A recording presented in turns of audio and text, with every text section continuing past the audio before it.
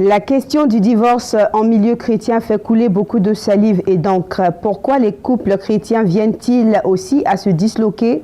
Que dit la Bible à ce propos? Que faut-il faire pour arrêter cette hémorragie? Autant de préoccupations qui trouveront réponse sûrement dans ce numéro de En toute conscience. Merci, chers téléspectateurs, de nous suivre encore une fois. Retrouvons le prophète Don Céleste Nabi pour décryptage de ce thème qu'il annonce, divorce en cascade des pasteurs et chrétiens, tels des païens, tel maître, tel disciple, quelle honte. Shalom, serviteur de Dieu. Shalom, ma sœur Wali. Il faut rappeler que vous êtes le premier responsable de la mission d'ICEVA. Vous êtes pharmacien de formation. Vous êtes titulaire d'un master en théologie, également expert et spécialiste en leadership, à la fois soteriologue, apologète et exégète. Et vous intervenez également en tant que réformateur sur En toute conscience. Merci pour le travail abattu. Merci, ma soeur. Et nous sommes également en compagnie de Joël Azoussé, communicateur et collaborateur pour ces entretiens plateau. Shalom, Joël. Shalom, Martine Wali. Alors, serviteur de Dieu, la thématique de ce jour est assez intéressante, assez évocatrice également. Divorce en cascade des pasteurs et chrétiens, tels des païens, tel maître, tel disciple, quelle honte. Alors, tout de suite, question, qu'est-ce qui vous amène à parler d'un sujet, je vais dire, aussi délicat? Merci pour cette question. Nous savons que c'est un thème qui va certainement fâcher beaucoup de gens et certainement réjouir beaucoup d'autres. Mais il faut courageusement en parler. Alors, à travers cette thématique, nous voulons évoquer un certain nombre de questions se rapportant à un phénomène, je dirais, pandémique ou métastasique, ça veut dire au niveau mondial et même de tout le tissu social. Un fléau ravageur qui est en train de gangréner le corps de Christ et de ternir l'image aussi bien de l'Église que des pasteurs. Alors, ce phénomène-là, c'est les divorces en série dans les églises, à commencer par les supposés modèles et guides religieux que sont les pasteurs. Voici donc que des pasteurs, des anciens et diacres sont en leur énième mariage. Quel drame. Ce fléau-là, c'est également le phénomène des épouses de ministère. Je ne sais pas si vous avez déjà entendu parler de ça. C'est-à-dire le comportement de ces soi-disant pasteurs et de leurs disciples chrétiens qui consistent à abandonner leurs épouses légitimes de jeunesse pour en épouser d'autres dont ils disent mieux leur correspondre. Et ce, particulièrement quand ils commencent à prospérer matériellement ou à gagner en renommée dans l'œuvre de Dieu. Alors, il ne faut pas oublier les hold-up conjugaux et les brisements de ménage sans même la moindre gêne, ni le moindre scrupule, de la part des gens qui se disent être habités par l'Esprit de Dieu et voulant aller au ciel. Des dames de compagnie qui deviennent épouses par putsch, ça se voit. Les sœurs en Christ et intimes qui deviennent également épouses par putsch, ça se voit. Des confidentes d'hier qui deviennent épouses par putsch, on en a vu, on le voit. La meilleure amie qui devient épouse par putsch, ça existe. La fille en Christ qui devient épouse par putsch, ça existe. La maman spirituelle qui devient épouse par putsch également. Le papa spirituel qui devient époux par putsch, ça se voit aussi. La diaconesse qui divorce pour marier le pasteur. Le pasteur qui arrache les femmes de leurs collègues pasteurs. Les séances de délivrance qui se transforment en partouze et en d'autres scènes de nature à vous couper le souffle. Et cela met ça au contre de la volonté de Dieu. L'encadrement des âmes qui devient autre chose, sinon même des temps pour se courtiser. Les cures d'âme qui deviennent des occasions de chantage et d'exploitation de la vulnérabilité de l'autre. On tire profit de la faiblesse et de l'innocence de l'autre. Des castors par-ci et des Don Juan par là, la razzia par-ci, la torpille par-là, des bigamies par-ci, et la prostitution, le proxénétisme par-là.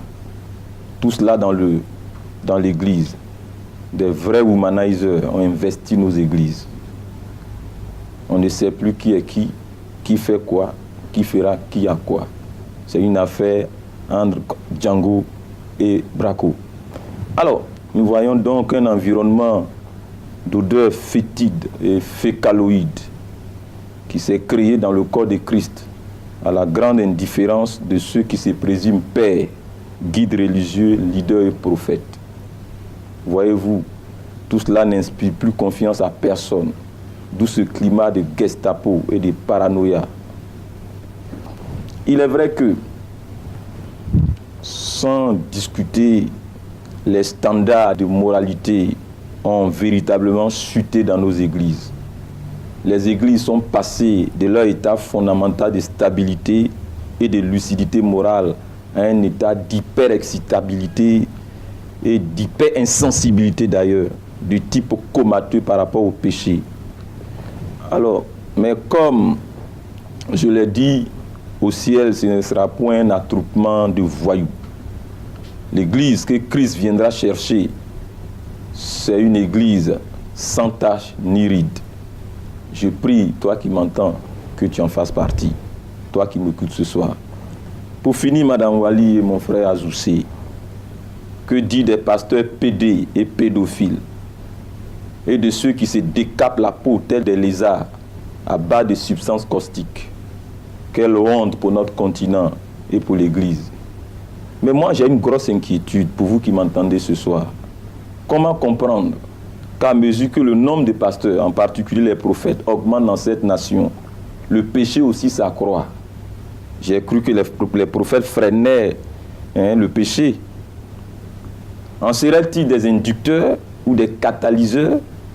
Quel évangile presse-t-il au juste pour que s'installe un tel bazar?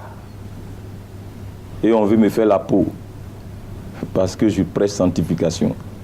Voyez-vous, tout cela fait honte. Je dis qu'il faut stopper cette hémorragie dans le corps de Christ. Je suis à vous. Voilà, c'est des grands constats que vous faites. Merci, voilà. mon frère. Mais comment se fait-il que ces églises arrivent à prospérer, où il y a des pasteurs qui s'adonnent à tout cela, tout ce que vous venez de citer tout à l'heure? Qu'est-ce que vous appelez prospérer? Parce que pour vous, un PD qui est milliardaire, il a prospéré comme ça. Ça dépend de ce que vous mettez dans prospérer. Ça dépend de ce que vous avez qualifié de prospérité, vous les nouveaux chrétiens. Je suis à vous. Alors c'est fort de tous ces constats. Pour moi, un abominable, c'est un échec. Sa personne même est un échec. C'est quoi pour vous prospérer? Prospérer pour moi, c'est le fait de se réaliser selon la perspective divine, c'est-à-dire en ayant respecté les normes. Sinon, Satan a beaucoup de biens, mais c'est un voleur. Il est damné et il sera damné à jamais. Si vous voulez le suivre, chapeau à vous. Je suis à vous. Alors c'est fort de tous ces constats, serviteurs de Dieu, que vous entamez donc la discussion sur ce thème. Merci. Quelle est donc la problématique essentielle qui se dégage de tous ces constats? La problématique. Alors, vous savez, le gros problème, c'est le fait de prendre la responsabilité de stopper cette situation qui ternit l'image de l'Église. C'est cela la problématique.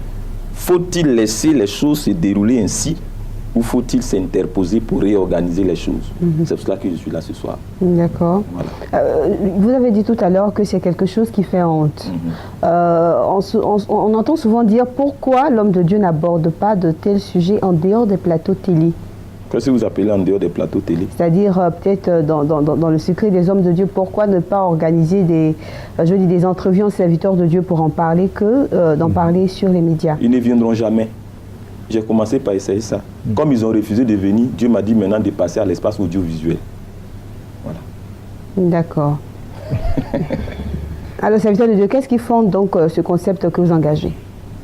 Alors, ce qui fonde ce concept, c'est tout sauf la Bible. Quand je parle de ces désordres dans les foyers, dans les familles, et dans l'Église les femmes aussi. des ministères dans l'Église, C'est tout sauf la Bible. En tout cas, ça n'est pas justifié par les Écritures.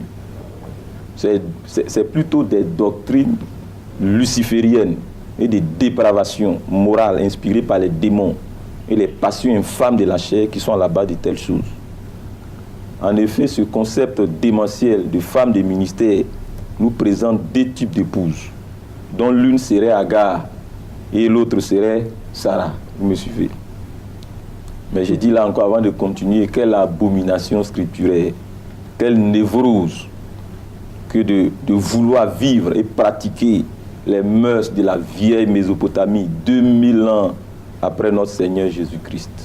Quelle incohérence et perturbation d'intelligence que de vouloir copier, non pas l'exemple de la foi d'Abraham, mais ses erreurs. N'avez-vous pas lu dans les Écritures qu'à un moment donné, Dieu a dû interpeller Abraham? Lisez Genèse 17 au verset 1. Il dit à Abraham, assez, ça n'est assez, c'est une manière de paraphraser. Maintenant, marche devant ma face et sois intègre. Mais les gens veulent copier la partie où Abraham ne marchait pas de façon intègre. Quel est l'esprit qui habite dans ces chrétiens actuels? Qu'est-ce qui habite réellement leur cœur? Quand il veut se pervertir et vivre en pervers, il cherche des écritures bibliques qui se chargent de tordre pour pouvoir ratifier leur déviation. Nous allons nous interposer. Aussi incroyable que cela puisse paraître, ces promoteurs apostats et dépravés de ce concept luciférien classent leurs épouses en deux groupes, toutes les deux ayant leur place, bien sûr l'une après l'autre. Donc il y a deux groupes là, d'épouses là, deux classes d'épouses. Donc il y a la classe des épouses des temps de galère, et puis maintenant il y a la classe des épouses des temps de legs ou de prospérité. C'est-à-dire, il y a des femmes avec qui on doit être, lorsqu'on traverse les temps difficiles, et puis il y a des femmes avec qui on doit être en abandonnant les premières pour prendre l'autre en état de prospérité. Mais laissez-moi vous dire que la pauvreté, tout comme la prospérité, ce n'est pas un statut permanent, ni immuable, mais un état qui est donc susceptible de changer. Il n'est pas humain, écoutez-moi bien, pasteur, il n'est pas humain, écoutez-moi bien, chrétien, il n'est pas humain d'immobiliser une personne dans le statut de pauvre. C'est une insulte à sa dignité et au Créateur. Je continue toujours. Il y a donc, selon leur classification, il y a les épouses des temps des vaches maigres. Ils prennent la plus sur la Bible. Il y a des épouses des temps des vaches maigres et les épouses des temps des vaches grasses, en citant Genèse. Mais laissez-moi vous dire que même Pharaon, païen et idolâtre qu'il était, il ne s'est pas passé de Joseph après les temps des vaches maigres, ni des vaches grasses, mais bien au contraire. Il a clairement discerné que la destinée de son peuple et de son pays se trouvait entre les mains de cet homme. Vous qui vous débarrassez de vos femmes, trouvez autre justificatif que les Écritures. Ils disent également qu'il y a des épouses des déserts contre les épouses des terres promises. C'est-à-dire qu'il y a des épouses avec lesquelles on traverse le désert, et puis il y a des épouses avec lesquelles on doit s'établir à la terre promise. Mais là encore, laissez-moi vous dire que ce n'est pas un autre peuple qui est entré à la terre promise, à la place des Israélites, malgré leur désobéissance. Ce ne sont point les Babyloniens, ni les Philistins, ni les Archiens. Quelle est l'abomination que d'aller prendre une épouse païenne et d'en faire une femme, son épouse. D'aller prendre une païenne et d'en faire son épouse. En substitut de l'épouse légitime avec laquelle on a gravi les échelons de la vie et du ministère, et d'attribuer la paternité de cette déviation-là au Seigneur. Heureusement que Dieu a une seule bouche, Madame Wali. Il parle également des épouses officielles, c'est-à-dire celles avec qui ils se sont mariés, mais qui négligent comme un torchon. Et de l'autre côté, ils ont des épouses officieuses, c'est-à-dire celles avec qui ils vivent dans le péché, dans la fornication et dans l'adultère. Mais ce qui me chiffonne dans cette affaire, c'est le fait que ces épouses qualifiées qui était hier qualifié et gratifié de toutes ces éloges en public et dans les églises, devant les assemblées, subitement deviennent toutes des sorcières, tout juste quand ces gens-là commencent à prospérer.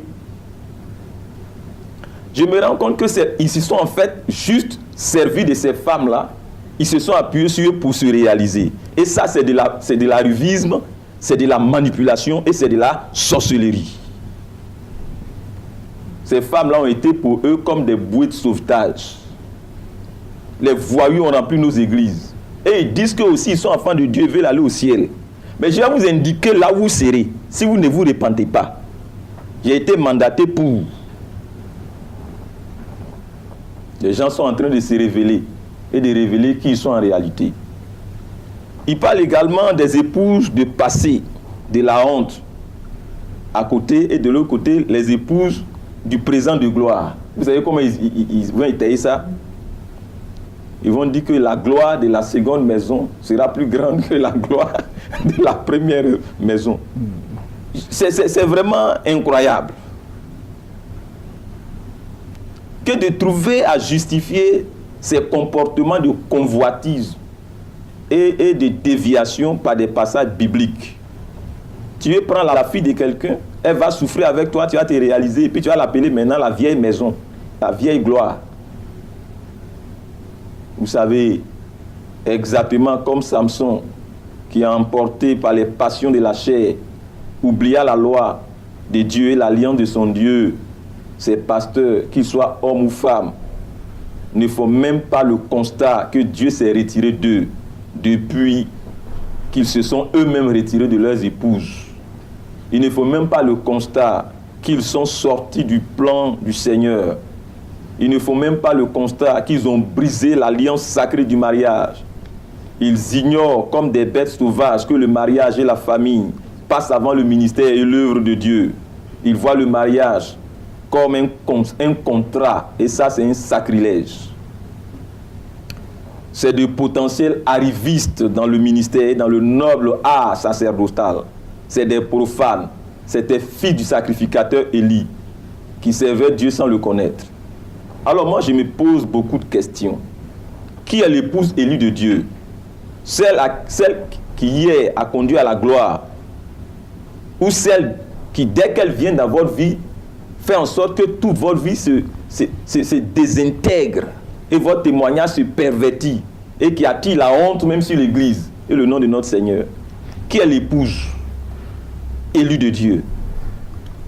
Celle dont la fidélité a été inconditionnelle et qui a été avérée, ou celle qui arrive dont vous ne savez pas ce qui est caché dans le cœur pour vous comme plan dans le futur? Qui est l'épouse élue de Dieu? Cette femme dont vous ignorez totalement les vraies ambitions, ou celle qui vous a témoigné de son amour dans vos temps de difficulté? Autre question. Dieu le Créateur, immuable, aurait-il enfin institué le divorce et l'abandon des épouses? Dieu serait-il en train de muter? Serait-il influencé par la modernité? Aurait-il des troubles de mémoire? Serait-il un homme pour se dédier, mentir ou se repentir? Aurions-nous affaire à un Dieu irresponsable qui passe par une crise, un état de crise d'adolescence?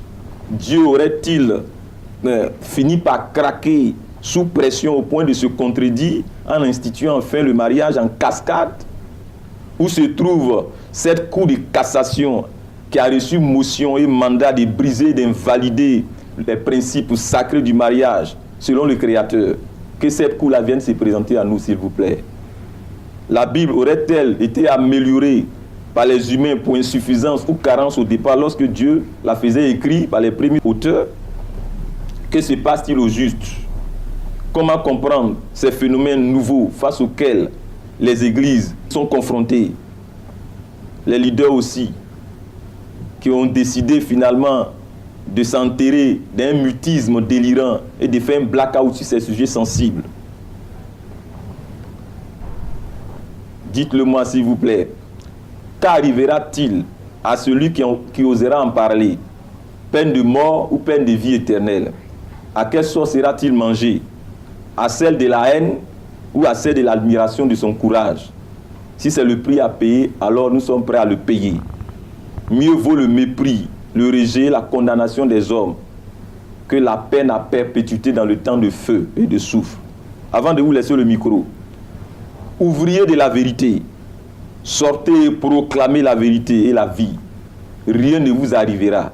Le Seigneur a dit à l'apôtre Paul en son temps, parle, il n'y aura personne pour mettre la main sur toi. Celui qui garde Israël ne sommeille ni ne dort. Il nous gardera.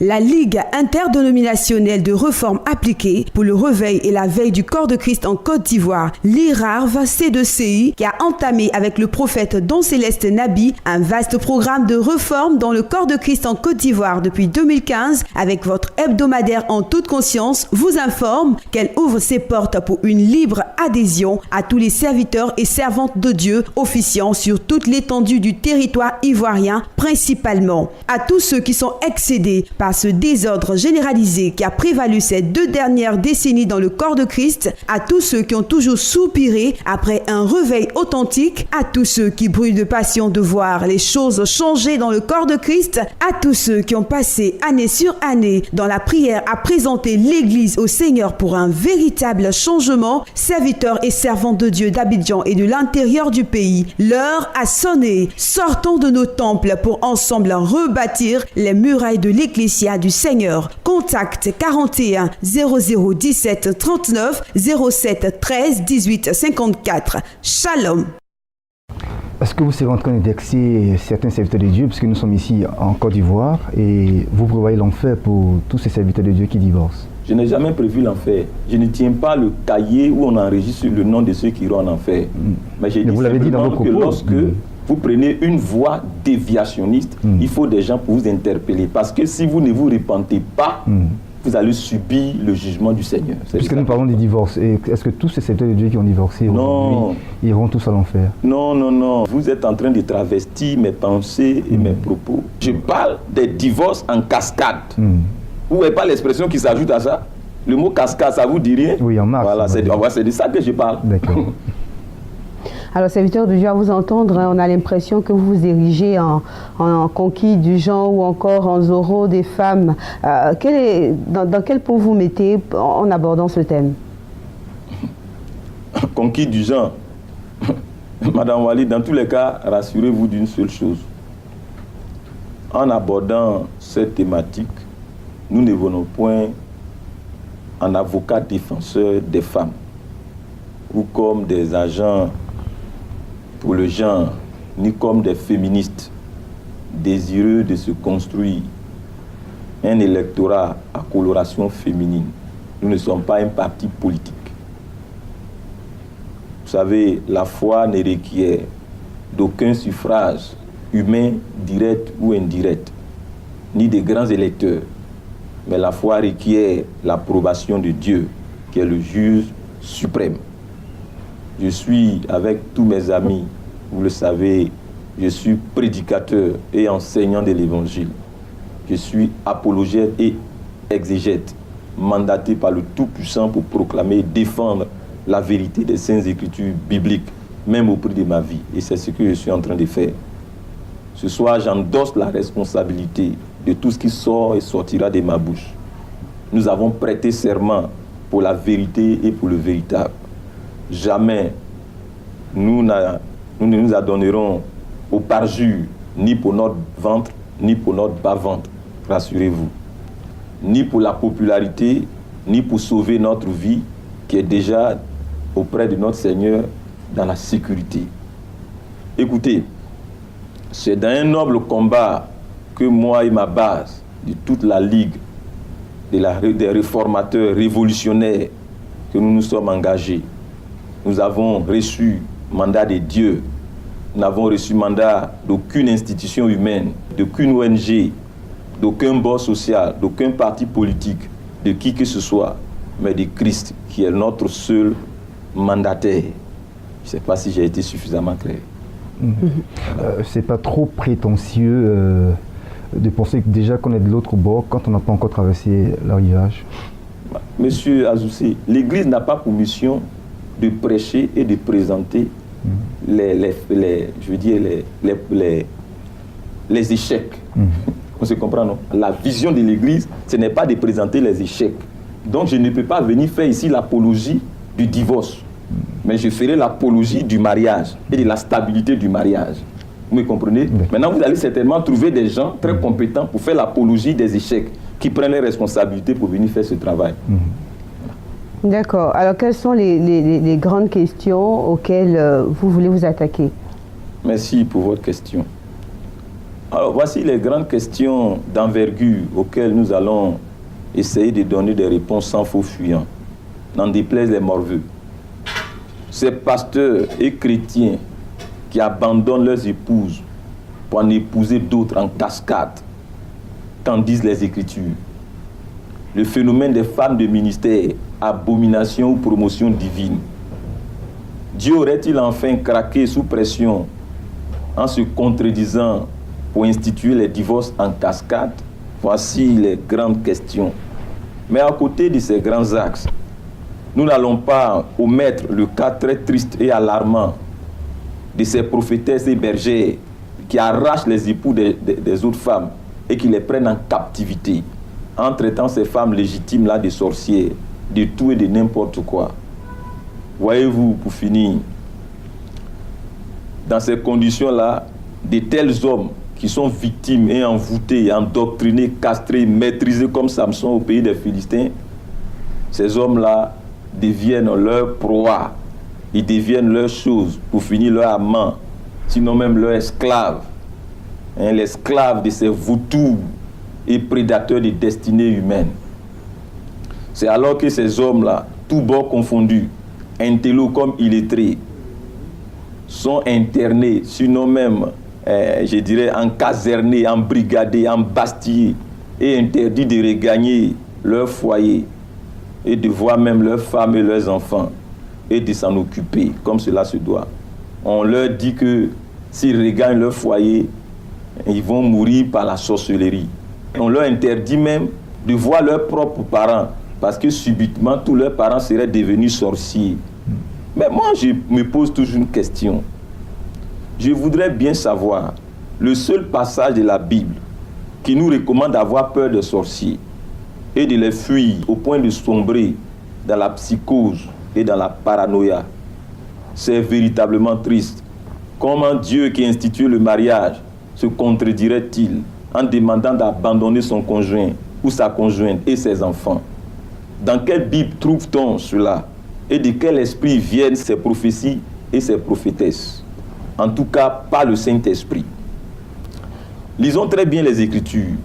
Dieu a-t-il demandé d'abandonner ses parents? Voici ce qui est dit. L'homme quittera son père et sa mère et s'attachera à sa femme. On dit quitter, on n'a pas dit abandonner. Ne déformez pas la pensée du Créateur. Dieu aurait-il porté des amendements à sa parole pour insuffisance ou erreur?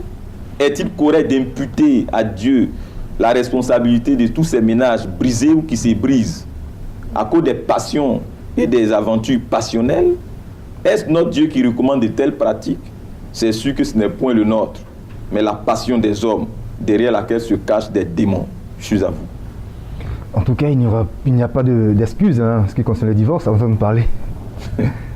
Non, je ne suis pas venu justifier le divorce. D'accord. Voilà. D'accord. Serviteur de Dieu, il y a bien des causes, non? Il y a bien des causes qui justifient tous ces volte-face et ces détériorations conjugales. Merci. Alors, Madame Wali, je voudrais lever une équivoque. Ce soir, en abordant cette thématique très sensible. Très sensible, effectivement. Nous tenons à ne pas nous attarder sur la question du divorce et du remariage, qui est outre mesure, sinon qui n'est rien d'autre outre mesure que l'une des nombreuses conséquences des dysfonctionnements du tissu familial et de la famille en tant qu'institution de Dieu. C'est-à-dire les questions de divorce, là, de remariage. Là. Quand on parle de remariage, bon, à part le fait que peut-être le conjoint, la conjointe soit décédé ou infidélité, même quand c'est infidélité, c'est que c'est un problème de dysfonctionnement. Vous voyez, non? C'est une situation de dysfonctionnement de la famille. Sinon, quand la famille fonctionne bien, il ne peut pas avoir divorce. Monsieur Azoussi, nous tenons à nous attaquer aux causes racines et non pas aux conséquences. D'accord. Le remariage, outre au cas de rappel à Dieu de la conjointe ou du conjoint, comme je l'ai dit tout à l'heure, est en lui-même la conséquence du dysfonctionnement ou de l'échec dans le mariage des deux acteurs, dont les responsabilités sont partagées. Tout le monde est responsable, sauf Dieu, monsieur et madame. Je suis à vous. Parlant de tous ces dysfonctionnements, est-ce que vous avez des chiffres sur les dysfonctionnements familiaux et conjugaux concernant les pasteurs? Bien sûr, nous avons des chiffres et c'est mieux même de travailler des chiffres pour ne pas parler en l'air. Il y a un magazine aux États-Unis qui s'appelle Leadership, hein, qui a conduit une enquête à travers des pasteurs. Et ce magazine-là a révélé que 94% des pasteurs leaders, bien sûr, sentent la pression d'avoir une famille idéale. 24% des pasteurs ont reçu ou reçoivent des conseils conjugaux. D'autres même voient des psys. 33% des pasteurs ne sont pas satisfaits du niveau d'intimité sexuelle dans leur mariage. Et les pasteurs eux-mêmes rapportent que 16% de leurs épouses sont insatisfaites. 16%.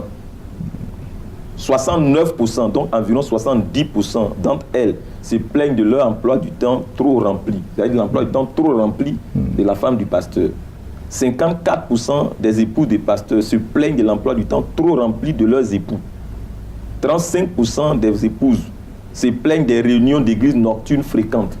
Le pasteur qui fait des réunions, il rentre tous les jours à 1h du matin, 2h du matin. Ses enfants ne le voient pas, sa femme ne le voit pas. Quand il rentre, il baille, il dort. Demain encore, il est parti. Et quand on parle, il dit que c'est le ministère. Écoute-moi bien, toi qui m'entends. Si tu ne t'occupes pas bien de ta femme, Satan va susciter quelqu'un d'autre pour la mélanger.